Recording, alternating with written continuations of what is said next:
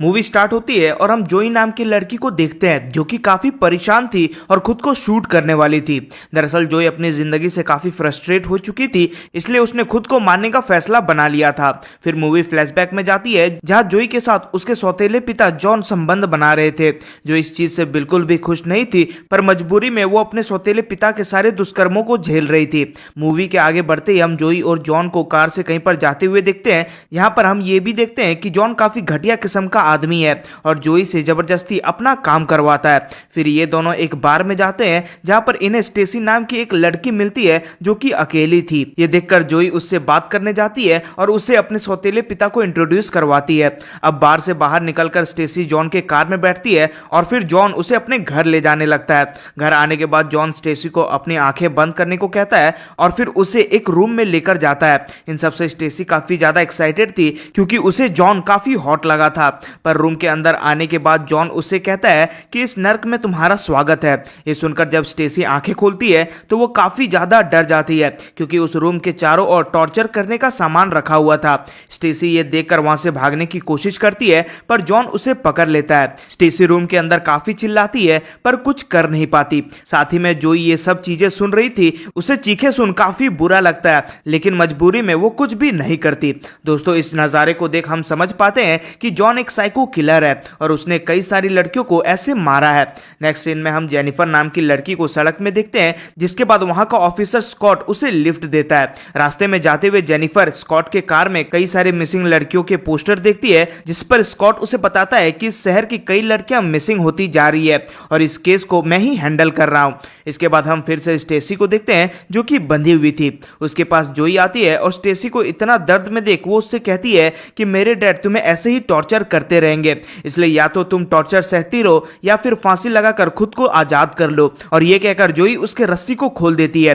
कुछ देर बाद जॉन वहां आता है, तब वो स्टेसी को मरा हुआ पाता है। ये देखकर जॉन समझ जाता है कि जोई ने उसकी मदद की होगी, इसलिए वो गुस्से में जोई के पास जाता है और उसे बहुत ज्यादा डराता और धमकाता है। साथ ही में वो जोई को कहता है कि अब तुम ही इस लाश को ठिकाने लगाओगी। ये कहकर जॉन जोई को एक कटर देता है और उससे स्टेसी के पैर को कटवा देता है और फिर ये करने के बाद जोई काफी ज्यादा डिस्टर्ब हो जाती है। अगले दिन हम ऑफिसर स्कॉट को देखते हैं जो स्टेसी के लिए पूछताछ कर रहे थे। तभी कुछ शैतान बच्चे उसकी कार की हवा निकालकर भाग जाते हैं। अब पंचर बनाने के लिए स्कॉट एक गराज में जाता है और ये गराज किसी और का नहीं बल्कि जॉन का था। इस गराज में स्कॉट जोई को भी देखता है जो कि टीवी देख रही थी। अगले सीन में हम स्कॉट और जॉन को पंचर हुई कार को एक ट्रक में लेकर जाते हुए देखते हैं। रास्ते में उन दोनों के बीच कुछ बातें होती है, जिससे स्कॉट को पता चलता है कि जॉन पहले आर्मी में था। जॉन को देख स्कॉट को लग रहा था कि उसमें कुछ गड़बड़ है। साथ ही में उसे यह भी लग रहा था कि उसने उसे कहीं पर देखा हुआ है, इसलिए पुलिस स्टेशन आकर वो बाकी ऑफिसर से जॉन के बारे में पूछता है। तो सभी ऑफिसर उससे कहते हैं कि जॉन का कोई क्रिमिनल रिकॉर्ड नहीं है और वो अपनी गर्लफ्रेंड के साथ रहता है। दरअसल किसी को यह बात पता नहीं थी कि जोई जॉन की बेटी है और सभी को लगता था कि वो उसकी गर्लफ्रेंड है। इधर जॉन अपने घर के चारों तरफ ट्रैप लगाने लगता है ताकि कोई उनके घर के आसपास ना आ सके। उसी रात जोई और जॉन फिर से अपना अगला शिकार ढूंढने बार में जाते हैं। जोई को बार में जेनिफर दिखती है जो कि बारटेंडर का काम कर रही थी।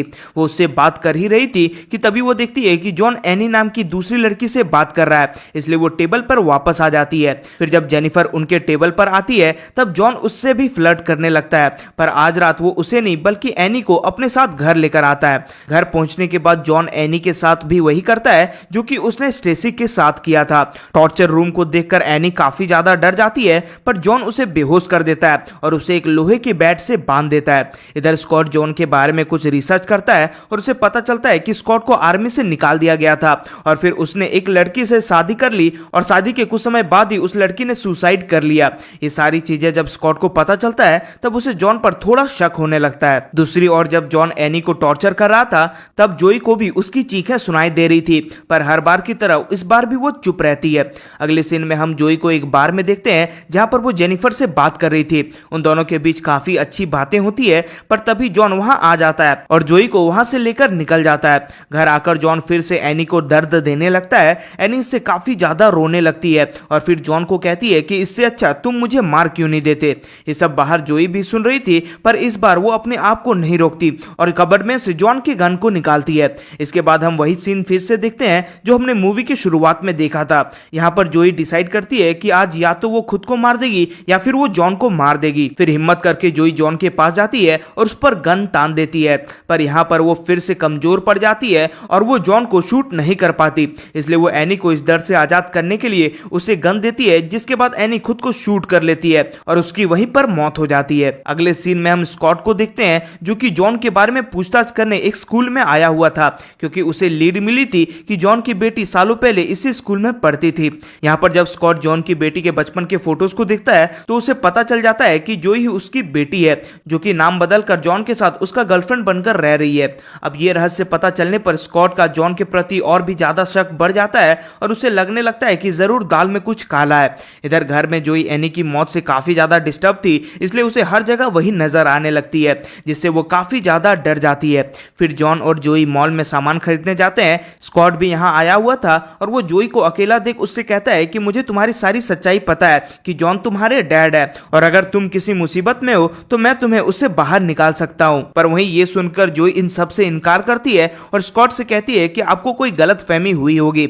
इसी दौरान जॉन भी वहां आ जाता है और वो जोई को अपने साथ लेके वहां से निकल जाता है और घर आते वक्त वो जोई को स्कॉट से दूर रहने को कहता है। आगे जोई और जॉन अपने अगले शिकार के लिए उसी बार में पहुंच जाते हैं और इस बार उनका शिकार और कोई नहीं बल्कि जेनिफर थी, इसलिए जॉन जेनिफर से फ्लर्ट करने लगता है। फिर जब जॉन वहां से उठकर बाथरूम जाता है तब जोई जेनिफर से कहती है कि तुम्हें यहां से निकल जाना चाहिए। दरअसल जोई जेनिफर को पसंद करने लगी थी और वो नहीं चाहती थी कि जॉन जेनिफर के साथ भी वही करे जो उसने बाकी लड़कियों के साथ किया, पर वहीं जेनिफर उसकी बात को इग्नोर कर देती है। फिर जॉन जेनिफर के ड्रिंक में बेहोशी का दवा मिला देता है, जिससे पीने के बाद जेनिफर बेहोश हो जाती है और फिर जॉन उसे वहां से उठाकर अपने कार में बिठा के उसे अपने घर लेकर जाने लगता है। रास्ते में हम स्कॉट को भी देखते हैं, जो कि जॉन के कार का पीछा कर रहा था, क्योंकि उसे यकीन हो गया था कि जॉन कोई गलत काम करने वाला है। घर पर आने के बाद जॉन जेनिफर को अपने टॉर्चर रूम में लेकर जाता है और उसे वहीं लोहे वाली बेड पर बांध देता है। दूसरी ओर स्कॉट भी इनके पीछे यहाँ आ जाता है और जब वो छुपके से जॉन के घर के करीब आ रहा था तब वो गलती से अपना पैर एक ट्रैप में रख देता है, जिस वजह से उसका पैर उसी ट्रैप में फंस जाता है। इससे स्कॉट को काफी दर्द होने लगता है, इसलिए वो मदद के लिए जोर जोर से चिल्लाने लगता है। इधर घर के अंदर जेनिफर को होश आ जाती है और वो खुद को बंधा देख शॉक हो जाती है, पर यहाँ पर वो डरती नहीं बल्कि जॉन को गाली देने लगती है। इससे जॉन को काफी गुस्सा आ जाता है और फिर वो जेनिफर को करंट देकर उसे तड़पाने लगता है। घर के बाहर स्कॉट दर्द से चिल्ला रहा था, इसलिए उसकी चीखें सुन जोई उसकी मदद करने के लिए आती है, पर तभी जॉन भी बाहर आ जाता है और वो स्कॉट को देख उसे मुक्का मारकर बेहोश कर देता है। इसी दौरान घर के अंदर कोई नहीं था, इसलिए जेनिफर इसका फायदा उठाती है और अपने ईयररिंग की मदद से खुद को छुड़ा लेती है। थोड़ी देर बाद जब जॉन स्कॉट को लेकर उसी रूम में आता है तब वो देखता है कि जेनिफर वहां पर नहीं है। ये देखकर जॉन गुस्सा से आग बबूला हो जाता है और वो जोई को चांटा मारकर कहता है कि ये सब तुम्हारी वजह से हुआ है, और ये कहकर वो जेनिफर को ढूंढने के लिए गन लेकर निकल जाता है। घर में थोड़ी देर बाद स्कॉट को भी होश आ जाता है और वो जोई को उसकी मदद करने के लिए थैंक्स बोलता है। इधर जॉन जेनिफर को खोजते हुए जंगल में चला गया था, वहीं पर जेनिफर भी छिपी हुई थी। फिर जैसे ही जॉन उसके सामने आता है वो उसके पैर में चाकू मारकर वहां से भाग जाती है। जॉन का अब पैर काफी ज्यादा घायल हो गया था, इसलिए दर्द के मारे वो वापस घर आ जाता है और जोई को मदद के लिए अपने पास बुलाने लगता है। तभी जेनिफर एक चेन कटर लेकर वहां पर आ जाती है और वो जॉन पर हमला कर देती है। उन दोनों के बीच लड़ाई हो ही रही थी कि तभी जोई वहां पर आकर जेनिफर के ऊपर गन तान देती है, लेकिन अब तक जोई को रियलाइज हो गया था कि उसके डैड कितने घटिया किस्म के आदमी है, इसलिए वो जेनिफर के बजाय जॉन पर ही गोली चला देती है, जिससे जॉन वहीं पर मारा जाता है। साथ ही में हमें यहाँ पर यह भी पता चलता है कि जोई की मां को जॉन ने ही मारा था। अब अगले सीन में हम काफी समय बाद का सीन देखते हैं, जहां पर स्कॉट की एक कलीग उसके घर आती है और उससे जोई के बारे में पूछती है, लेकिन स्कॉट उसे जोई के बारे में कुछ भी नहीं बताता, क्योंकि इससे जोई की जिंदगी खराब हो सकती थी। दूसरी ओर जोई काफी अकेली हो गई थी, इसलिए वो मरने का डिसाइड करती है, लेकिन जब वो खुद को शूट करती है तब गन में गोली ही नहीं होती और इससे वो समझ जाती है कि उसे इतना जल्दी नहीं मरना चाहिए और जीवन में कुछ अच्छा करना चाहिए। फिर हमें काफी साल बाद का सीन दिखाया जाता है, जहां पर हम जोई और जेनिफर को एक साथ देखते हैं। ये दोनों एक साइको किलर को पकड़कर मारने वाली थी। जोई उस साइको किलर से कहती है कि तुम्हारे पास दो ऑप्शन है, या तो इस चाकू से तुम खुद को मार लो या फिर हम तुम्हें तड़पा तड़पा कर मार देंगे। दरअसल अब जोई और जेनिफर साथ मिलकर दुनिया से बुरे लोगों को खत्म करने में लग गए थे और फिर इसी के साथ हमारी मूवी यहीं पर एंड हो जाती है।